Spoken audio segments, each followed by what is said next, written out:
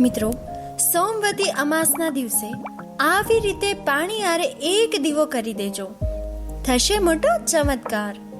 જી હા મિત્રો, આ એક દીવો કરવા માત્રથી જ પિતૃઓ ખુશ થઈ જાય છે અને જીવનમાં સકારાત્મક બદલાવ પણ જોવા મળે છે. જી હા મિત્રો, આ એક દીવો આવી રીતે પાણી હારે કરવાથી તમારા ઘરનો દરેક અંધકાર દૂર થઈ જશે. મિત્રો, તમારા ઘરની દશા અને દિશા બંને બદલાઈ જશે.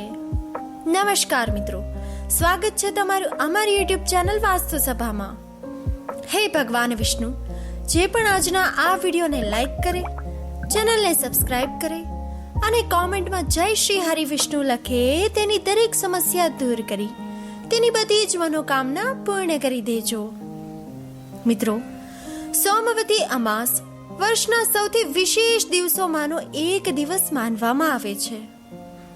વડીલો કહેતા હતા કે આ દિવસે પોતાના પિતરોનું સ્મરણ કરવાથી અને તેમના માટે પ્રાર્થના કરવાથી તેમના આશીર્વાદો પ્રાપ્ત થઈ શકે છે.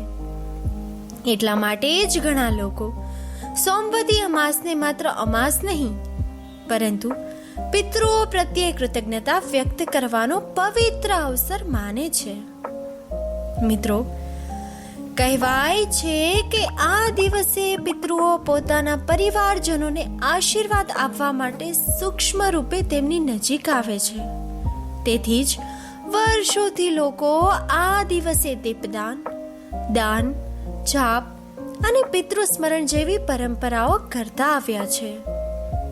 પરંતુ મિત્રો, આજના સમયમાં ઘણા લોકો અજાણતા એક એવી પરંપરા ભૂલી ગયા છે જેના વિશે આપણા વડીલો ખૂબ મહત્વ આપતા હતા અને એના વિશે આપણા શાસ્ત્રોમાં પણ લખાયેલું છે.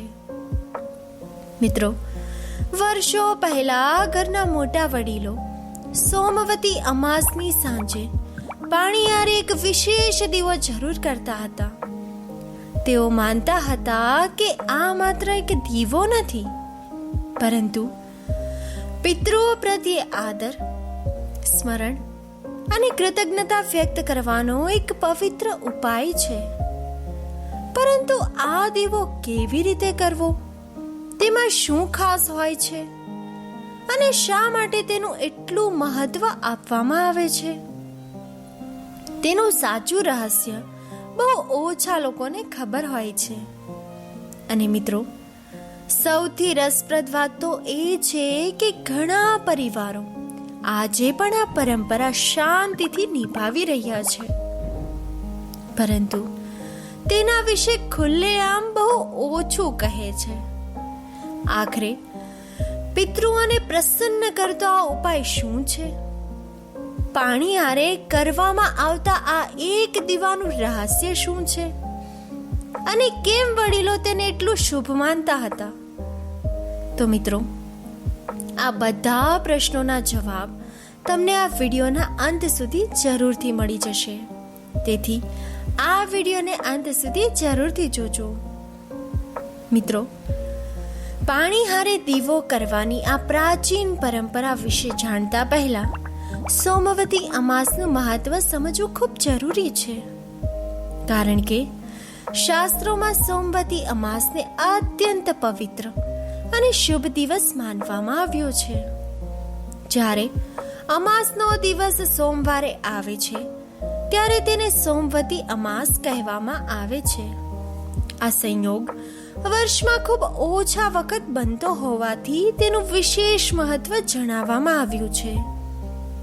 વડીલોનું માનવું હતું કે સોમવતી અમાસ માત્ર ઉપવાસ કે પૂજાનો દિવસ નથી, પરંતુ પોતાના પિતૃઓને યાદ કરવાનો અને તેમના પ્રત્યે કૃતજ્ઞતા વ્યક્ત કરવાનો પણ એક પવિત્ર અવસર છે.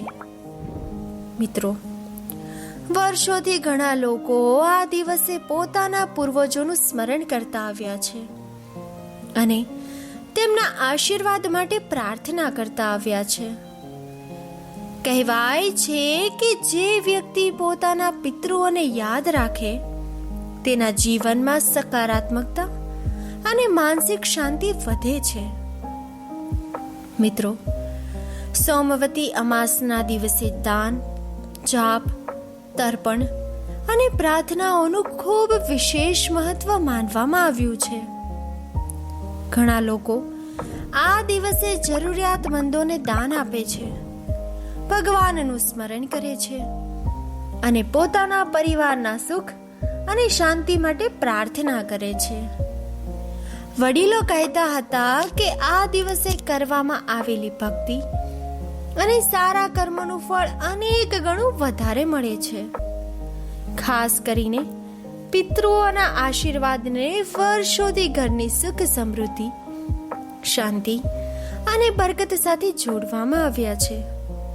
એટલા માટે જ અનેક પરિવારો આ સોમવતી અમાસના દિવસે પોતાના પિતૃઓનું સ્મરણ કરી ભગવાનને પ્રાર્થના કરે છે કે તેમના પૂર્વજોના આશીર્વાદ હંમેશા પરિવાર પર બની રહે. પરંતુ મિત્રો, સોમવતી અમાસ સાથે એક એવી પ્રાચીન પરંપરા પણ જોડાયેલી છે જેના વિશે આજના સમયમાં બહુ ઓછા લોકો જાણે છે. કહેવાય છે કે આ દિવસે પાણીયારે કરવામાં આવતો એક નાનો દીવો પિતૃ સ્મરણ સાથે વિશેષ રીતે જોડાયેલો હતો. પરંતુ આખરે આ દીવો કેવી રીતે કરવામાં આવતો હતો અને શા માટે તેને એટલું મહત્વ આપવામાં આવતું હતું? મિત્રો, હવે આગળ આપણે એ જ રહસ્ય વિશે જાણવા જઈ રહ્યા છીએ. મિત્રો, સોમવતી અમાસનું મહત્વ તો આપણે જાણ્યું, પરંતુ હવે પ્રશ્ન એ થાય છે કે આખરે પિતૃઓના સ્મરણ સાથે પાણીયારાનો શું સંબંધ છે અને શા માટે આપણા વડીલો આ દિવસે ખાસ કરીને પાણીયારે દીવો કરવાની વાત કરતા હતા? આ વાત સમજવી ખૂબ જરૂરી છે, કારણ કે આ પ્રાચીન પરંપરાનું રહસ્ય અહીંથી જ શરૂ થાય છે. મિત્રો, જૂના સમયમાં લગભગ દરેક ઘરમાં પાણીયારું એક પવિત્ર સ્થાન માનવામાં આવતું હતું. ઘરના સભ્યો પીવા માટેનું પાણી ત્યાં રાખતા હતા અને તેની ખૂબ સ્વચ્છતા તથા પવિત્રતાનું ધ્યાન રાખતા. વડીલો કહેતા હતા કે જ્યાં શુદ્ધ જળ હોય છે ત્યાં સકારાત્મકતા અને શાંતિનો વાસ રહે છે. એટલા માટે જ પાણીયારાને માત્ર પાણી રાખવાની જગ્યા નહીં, પરંતુ ઘરની પવિત્રતા સાથે જોડાયેલું સ્થાન માનવામાં આવતું હતું. મિત્રો, જળને વર્ષોથી જીવનનું પ્રતીક માનવામાં આવ્યું છે. શાસ્ત્રોમાં પણ જળને પવિત્ર અને દેવતુલ્ય ગણવામાં આવ્યું છે. કદાચ એ જ કારણ છે કે આપણા પૂર્વજો પાણીયારીને વિશેષ મહત્વ આપતા હતા. તેઓ માનતા હતા કે ઘરમાં જળનું સ્થાન જેટલું પવિત્ર રહેશે એટલી જ સકારાત્મકતા ઘરમાં ટકી રહેશે. મિત્રો, ઘણા વડીલોનું માનવું હતું કે પાણીયારું માત્ર જળનું સ્થાન નથી, પરંતુ ઘરની સમૃદ્ધિ અને બરકતનું પણ પ્રતીક છે. એટલા માટે જ કેટલાક પરિવારો ખાસ દિવસોમાં પાણીયારે દીવો પ્રગટાવતા. ખાસ કરીને સોમવતી અમાસ જેવા પવિત્ર દિવસે આ પરંપરાનું મહત્વ વધુ માનવામાં આવતું હતું. કહેવાય છે કે વર્ષો પહેલા ઘણા પરિવારો સોમવતી અમાસની સાંજે પાણીયારે એક વિશેષ દીવો કરતા હતા. તેઓ આ દીવાને પોતાના પિતૃઓના સ્મરણ અને તેમના આશીર્વાદ સાથે જોડતા હતા.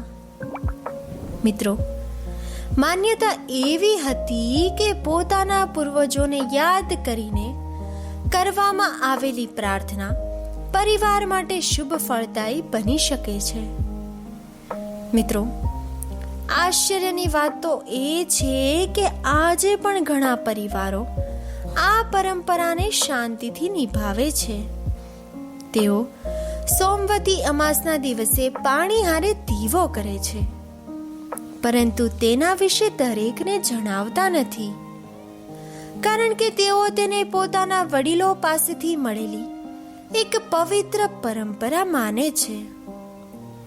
વડીલો કહેતા હતા કે આ દીવો માત્ર પ્રકાશ માટે ન હતો, તેની પાછળ એક વિશેષ ભાવના અને માન્યતા જોડાયેલી હતી. કહેવાય છે કે આ દીવો પિતૃઓને સમર્પિત માનવામાં આવતો હતો અને તેમના આશીર્વાદ માટે પ્રગટાવવામાં આવતો હતો. પરંતુ મિત્રો, હવે સૌથી મોટો પ્રશ્ન તો એ થાય છે કે આખરે આ દીવામાં એવું તો શું ખાસ હતું? તેમાં શું નાખવામાં આવતું હતું? દીવો કઈ દિશામાં રાખવામાં આવતો હતો? અને શા માટે તેને સોમવતી અમાસના દિવસે જેટલું મહત્વ આપવામાં આવતું હતું? અને સૌથી રસપ્રદ વાત તો એ છે કે પિતૃઓને પ્રસન્ન કરતો આ ઉપાય આખરે તો શું હતો? શું ખરેખર વર્ષોથી ચાલતી આ પરંપરાની પાછળ કોઈ ખાસ રહસ્ય છુપાયેલું હતું? તો મિત્રો, આ બધા જ પ્રશ્નોના જવાબ એક પ્રાચીન કથામાં છુપાયેલા છે. હવે આગળ હું તમને એક એવી કથા જણાવવાની છું જેમાં એક પરિવાર તેમના પિતૃઓના આશીર્વાદ અને પાણીયારે કરવામાં આવતા આ દીવાના રહસ્ય વિશે ખૂબ સુંદર રીતે સમજાવવામાં આવ્યું છે. મિત્રો, પાણીયારે દીવો કરવાની આ પરંપરાનું સાચું મહત્વ સમજવા માટે હવે હું તમને એક પ્રાચીન કથા જણાવવા જઈ રહી છું. કહેવાય છે કે આ કથા માત્ર એક પરિવારની મુશ્કેલીઓની નથી, પરંતુ પિતૃસ્મરણ, ભક્તિ અને આશીર્વાદની પણ છે. મિત્રો, ઘણા વર્ષો પહેલા એક નાના ગામમાં એક ગરીબ વૃદ્ધ દંપતી રહેતું હતું. બંને ખૂબ મહેનત અને ધાર્મિક હતા, પરંતુ છેલ્લા કેટલાક વર્ષોથી તેમના જીવનમાં સતત મુશ્કેલીઓ આવતી જ રહેતી હતી. ઘરમાં પૈસા ટકતા ન હતા, કોઈને કોઈ ખર્ચ અચાનક જ સામે આવી જતો અને જેટલી મહેનત કરતા તેટલું ફળ મળતું ન હતું. મિત્રો, આર્થિક સમસ્યાઓ સાથે સાથે પરિવારના વાતાવરણમાં પણ તણાવ વધતો ગયો. તેમની સૌથી મોટી પીડા તો એ હતી કે સંતાન સાથે મતભેદ વધી ગયા હતા. નાની નાની વાતોમાં ઝઘડા થવા લાગ્યા અને ઘરમાં શાંતિનો અભાવ રહેતો હતો. વૃદ્ધ દંપતી બહારથી તો બધું સહન કરતા, પરંતુ અંદરથી ખૂબ તૂટી ગયા હતા. ઘણી રાત્રે તેઓ ભગવાન સામે બેસીને પ્રાર્થના કરતા કે આખરે આ દુઃખ ક્યારે દૂર થશે. મિત્રો, એક દિવસ સોમવતી અમાસના પવિત્ર દિવસે બંને નજીકના મંદિરે દર્શન કરવા ગયા. મંદિરમાં પૂજા કર્યા પછી જ્યારે તેઓ બહાર નીકળ્યા ત્યારે મંદિરના પ્રાંગણમાં એક વૃદ્ધ સંત બેઠેલા દેખાયા. તે સંતના ચહેરા પર અદ્ભુત તેજ હતું. ગળામાં રુદ્રાક્ષની માળા હતી અને આંખોમાં અજબ જ શાંતિ દેખાતી હતી. મિત્રો, વૃદ્ધ દંપતીનું નમન કરીને આગળ વધવા લાગ્યા, પરંતુ સંતે ધીમા અવાજે કહ્યું, બેટા, તમારા ચહેરા પર ઘણા સમયથી ચાલતી ચિંતા દેખાઈ રહી છે. દંપતી આશ્ચર્યમાં પડી ગયું, કારણ કે તેમણે પોતાની કોઈ જ વાત કરી પણ ન હતી. સંતે ફરી કહ્યું, જીવનમાં માત્ર મહેનત જ નહીં, પિતૃઓનું સ્મરણ પણ જરૂરી છે. ઘણા ઘરોમાં દુઃખનું એક કારણ એ પણ હોય છે કે પોતાના પૂર્વજોને યાદ કરવાનું ધીમે ધીમે ઓછું થઈ જાય છે. મિત્રો, આ શબ્દો સાંભળીને વૃદ્ધ દંપતીની આંખોમાં આંસુ આવી ગયા. તેઓ શાંતિથી સંતની વાત સાંભળતા રહ્યા. સંતે પ્રેમથી સમજાવ્યું, એક ખૂબ સરળ ઉપાય વર્ષોથી કરવામાં આવે છે. તેમાં મોટો ખર્ચ નથી, પરંતુ તેમાં શ્રદ્ધા, સ્મરણ અને કૃતજ્ઞતા જરૂરી છે. મિત્રો, ત્યારબાદ સંતે પાણીયારાનું મહત્વ સમજાવ્યું. તેમણે કહ્યું, જ્યાં જળ હોય ત્યાં જીવન હોય, અને જ્યાં સ્મરણ હોય ત્યાં આશીર્વાદ હોય. સંતે સમજાવ્યું કે જૂના સમયમાં લોકો સોમવતી અમાસે પાણીયારે દીવો કરતા હતા અને પિતૃનું સ્મરણ સાથે જોડતા હતા. પરંતુ સંતે સાથે સાથે એક મહત્વની વાત પણ કહી. ઘણા લોકો દીવો તો કરે છે, પરંતુ દીવો કરવાની સાચી રીત બહુ ઓછા લોકો જાણે છે. આ વાત સાંભળીને વૃદ્ધ દંપતી વધુ ઉત્સુક થઈ ગઈ. હવે તેમના મનમાં માત્ર એક જ પ્રશ્ન હતો, આખરે પાણીયારે દીવો કરવાની સાચી રીત શું છે, અને શા માટે તેને સોમવતી અમાસના દિવસે આટલું મહત્વ આપવામાં આવે છે? મિત્રો, વૃદ્ધ દંપતી હવે ખૂબ ઉત્સુક થઈ ગયું હતું. સંતે પાણીયારાના મહત્વ વિશે તો ઘણું સમજાવ્યું હતું, પરંતુ હજી સુધી તેમણે એક ખાસ ઉપાય વિશે ખુલાસો ન કર્યો. બંને શાંતિથી સંતની સામે બેઠા રહ્યા. આખરે સંતે સ્મિત કરીને કહ્યું, જો આ ઉપાય શ્રદ્ધા સાથે કરવામાં આવે તો માણસના મનમાં શાંતિ આવે છે અને પિતૃઓ પ્રત્યે કૃતજ્ઞતા વ્યક્ત કરવાનો અવસર મળે છે. સંતે કહ્યું કે સોમવતી અમાસની સાંજે સૌથી પહેલા ઘરના પાણીયારાને સારી રીતે સાફ કરવું જોઈએ, કારણ કે જ્યાં સ્વચ્છતા હોય છે ત્યાં સકારાત્મકતા ટકતી હોવાનું વડીલો માનતા આવ્યા છે. ત્યારબાદ એક નાનો માટીનો દીવો લેવો. પરંતુ મિત્રો, સંતે ખાસ કરીને જણાવ્યું કે આ દીવામાં સરસવનું તેલ નાખવું, કારણ કે વર્ષોથી સરસવના તેલનો દીવો પિતૃસ્મરણ અને અમાસ સાથે જોડાયેલી કેટલીક પરંપરાઓમાં કરવામાં આવતો હતો. ત્યારબાદ સંતે એક વધુ રસપ્રદ વાત જણાવી. તેમણે કહ્યું કે સામાન્ય રૂની વાટના બદલે પીપળાના વૃક્ષનું નાનું સૂકું પાન વાળી તેમાં રૂની નાની વાટ મૂકો અને દીવો પ્રગટાવો. વડીલો માનતા આવ્યા હતા કે પીપળાના વૃક્ષ પવિત્ર ગણાય છે અને પિતૃસ્મરણ સાથે તેનું વિશેષ મહત્વ છે. મિત્રો, ત્યારબાદ એ દીવો પાણીયારીની નજીક રાખવો અને બંને હાથ જોડીને પોતાના પિતૃઓનું સ્મરણ કરવું.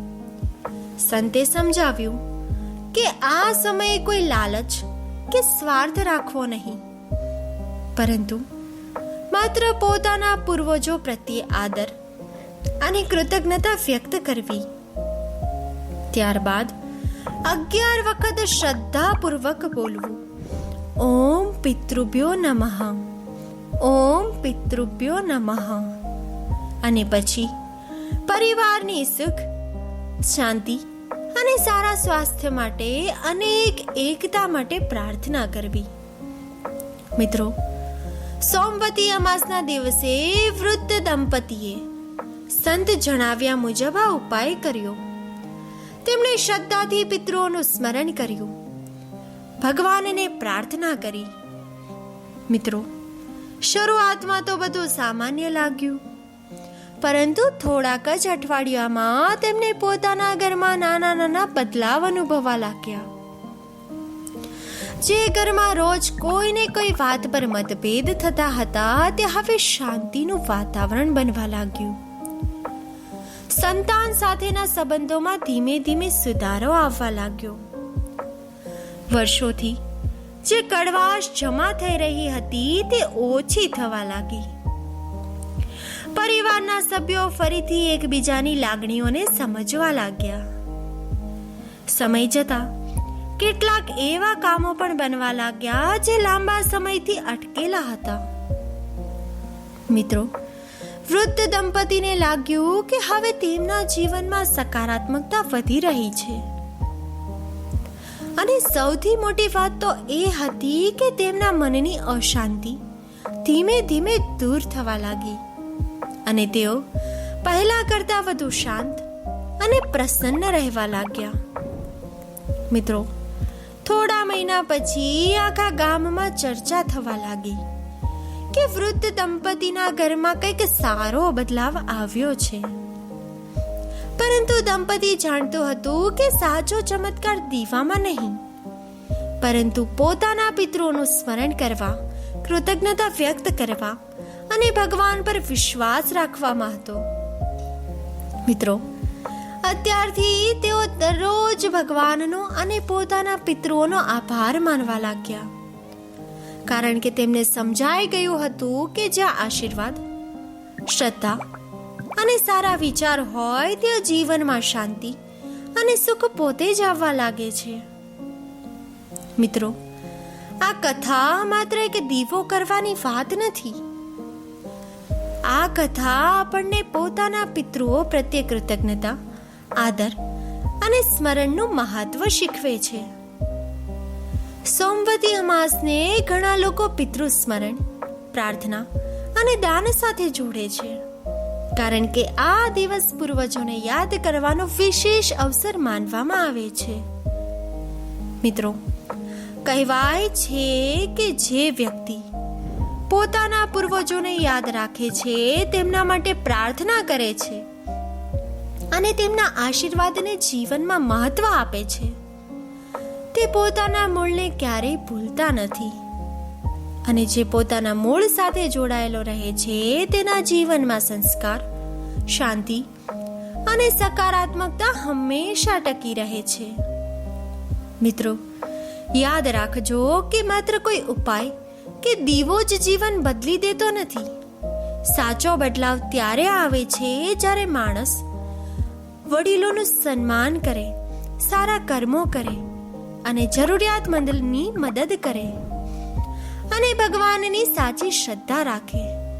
દીવો તો માત્ર એક પ્રતીક છે, પરંતુ તેની પાછળની ભાવના જ સૌથી મોટી શક્તિ છે.